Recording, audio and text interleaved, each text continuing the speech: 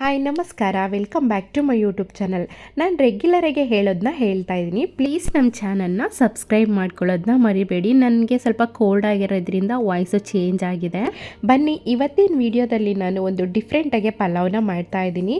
ತುಂಬಾ ಟೇಸ್ಟಾಗಿರುತ್ತೆ. ಸ್ಪೈಸಸ್ ಎಲ್ಲ ಏನು ಜಾಸ್ತಿ ಸೇರಿಸಲ್ಲ, ಸಿಂಪಲ್ಲಾಗೆ ಮಾಡಿ ತೋರಿಸ್ತಾ ಇದ್ದೀನಿ. ಬನ್ನಿ, ಆಗಿದ್ರೆ ಈ ಪಲಾವ್ನ ಮಾಡೋದು ಹೇಗೆ ಅಂತ ನೋಡ್ಕೊಂಬರೋಣ.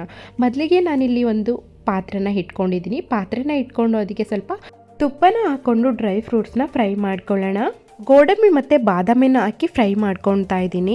ಬಾದಾಮಿಯಲ್ಲಿ ನಾನು ಸಿಪ್ಪೆ ಎಲ್ಲನ ರಿಮೂವ್ ಮಾಡ್ಕೊಂಡಿದ್ದೀನಿ. ನಿಮಗೆ ಬೇಕಿದ್ರೆ ಹಾಗೇನೂ ಹಾಕ್ಕೊಳ್ಬೋದು. ಅದ್ರ ಜೊತೆಗೇ ದ್ರಾಕ್ಷಿನ ಹಾಕ್ಕೊಂಡು ಫ್ರೈ ಮಾಡ್ಕೊತಾ ಇದ್ದೀನಿ. ನನ್ನ ಹತ್ರ 2 ಥರ ದ್ರಾಕ್ಷಿ ಇತ್ತು, ಅದನ್ನು ಹಾಕ್ಕೊಂಡಿದ್ದೀನಿ. ನಿಮ್ಮ ಹತ್ರ ಕಪ್ಪು ದ್ರಾಕ್ಷಿ ಇಲ್ಲ ಅಂತ ಹೇಳಿದ್ರೆ ಹಾಗೇನೂ ಮಾಡ್ಕೊಳ್ಬೋದು. ಫ್ರೈ ಮಾಡಿ ಎಲ್ಲನ ಎತ್ತಿ ಇಟ್ಕೊಂಡಿದ್ದೀನಿ. ಇವಾಗ ಅದೇ ಪ್ಯಾನಿಗೆ 1 ಗ್ಲಾಸು ಸಾವಿಗೆನ ಯೂಸ್ ಮಾಡ್ತಾ ಇದ್ದೀನಿ. ನಾವು ಪಾಯಸಕ್ಕೆ ಯೂಸ್ ಮಾಡ್ತೀವಿ ಅಲ್ವಾ, ಅದೇ ಸಾವಿಗೆನ ಯೂಸ್ ಮಾಡ್ತಾ ಇದ್ದೀನಿ.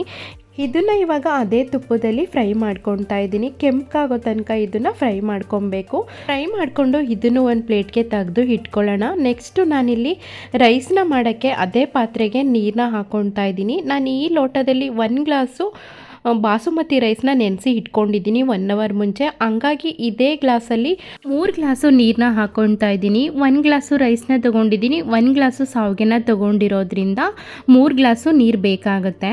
ಇದಕ್ಕೆ ವಾಶ್ ಮಾಡಿರೋ ಬಾಸುಮತಿ ರೈಸ್ನ ಸೇರಿಸ್ತಾ ಇದ್ದೀನಿ. ನಾನು ಮುಂಚೆನೇ ಹೇಳಿದೆ 1 ಅವರು ನೆನೆಸಿ ಇಟ್ಕೊಂಡಿದ್ದೆ ಅಂತ.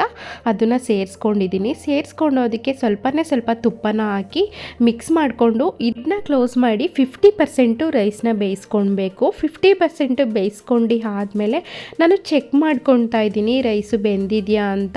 ಅರ್ಧ ಬೆಂದಿದೆ ರೈಸು, ಅಂದರೆ 50% ಬೆಂದಿದೆ ರೈಸು. ಇವಾಗ ಇದಕ್ಕೆ ನಾವು ಫ್ರೈ ಮಾಡಿ ಇಟ್ಕೊಂಡಿದ್ವಲ್ಲ ಸಾವಿಗೆ, ಅದನ್ನು ಸೇರಿಸ್ಕೊತಾ ಇದ್ದೀನಿ.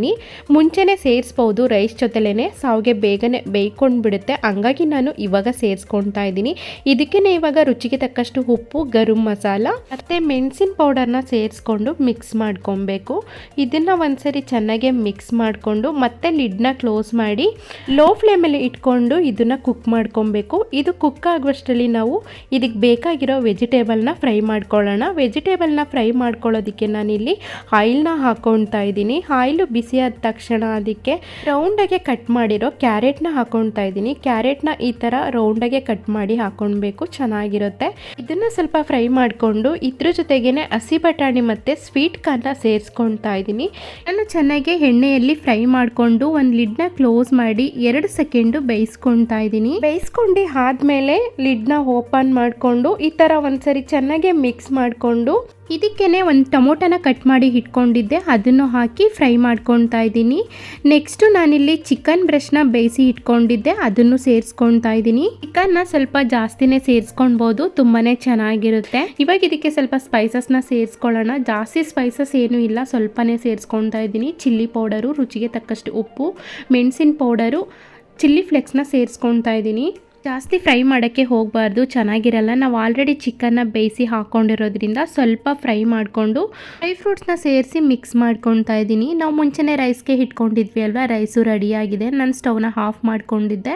10 ನಿಮಿಷ ಲೋ ಫ್ಲೇಮಲ್ಲಿ ಮಾಡ್ಕೊಂಡಿದ್ದೀನಿ. ನೋಡಿ, ಚೆನ್ನಾಗೇ ಬಂದಿದೆ ರೈಸು. ಇವಾಗ ಇದನ್ನು ಒಂದ್ಸರಿ ಮಿಕ್ಸ್ ಮಾಡಿಕೊಂಡು ನಾವು ಫ್ರೈ ಮಾಡಿ ಇಟ್ಕೊಂಡಿದ್ವಲ್ಲ ಅದನ್ನು ಹಾಕಿ ಮಿಕ್ಸ್ ಮಾಡ್ಕೊಳ್ಳೋಣ. ಚೆನ್ನಾಗಿ ಮಿಕ್ಸ್ ಮಾಡ್ಕೊಬೇಕು. ನಾವು ಸಾವಿಗೆನೂ ಹಾಕಿದ್ದೀವಲ್ಲ ಇದ್ರ ಜೊತೆ, ನನಗೆ ಸಾವಿಗೆ ಹಾಕಿದ್ದೀನಿ ಇದ್ರ ಜೊತೆ ಅಂತ ಅನ್ನಿಸ್ತಾನೆ ಇರಲಿಲ್ಲ, ಗೊತ್ತಾಗ್ತಾ ಇರಲಿಲ್ಲ ಅಷ್ಟು ಇದ್ರ ಜೊತೆ ನಾನು ಸಾವಿಗೆ ಹಾಕಿ ಮಾಡಿದ್ದೀನಿ ಅಂತ. ತುಂಬಾ ಚೆನ್ನಾಗಾಗಿತ್ತು. ನಾವೇನಾದರೂ ಒಂದ್ಸರಿ ಡಿಫ್ರೆಂಟಾಗಿ ತಿನ್ನಬೇಕು ಅಂತ ಹೇಳಿದರೆ ಈ ಥರ ಟ್ರೈ ಮಾಡಿ, ತುಂಬಾ ಚೆನ್ನಾಗಿರುತ್ತೆ. ನನಗಂತೂ ತುಂಬಾ ಇಷ್ಟ ಆಯಿತು, ಡಿಫ್ರೆಂಟಾಗಿತ್ತು. ಓಕೆನಾ?